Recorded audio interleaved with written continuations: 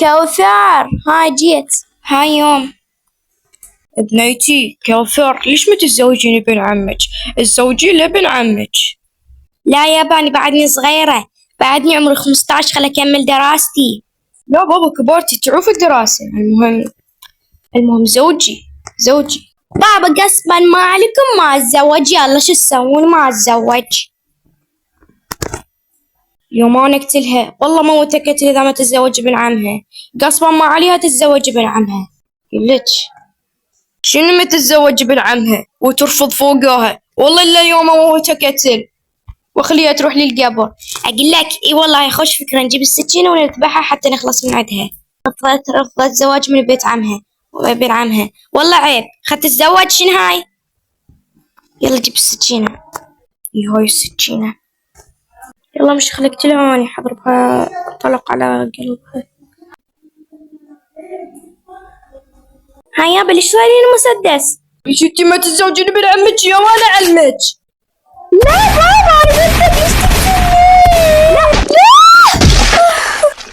قل لك هاي ماتت يجوز، خلنا نخلص من عندها. شنو ما تتزوج ابن عمها؟ هاي يجوز ماتت، خلص نعارها.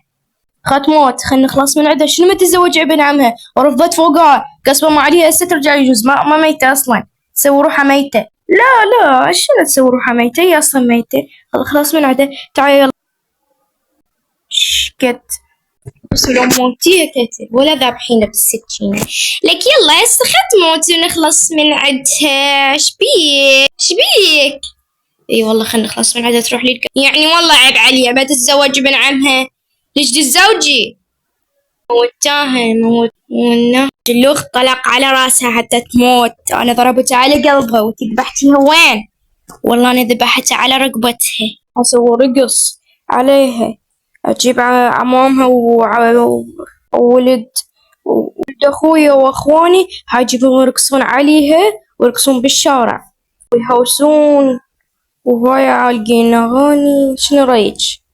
اي يلا صيحهم بالساعة حتى يرقصون. يلا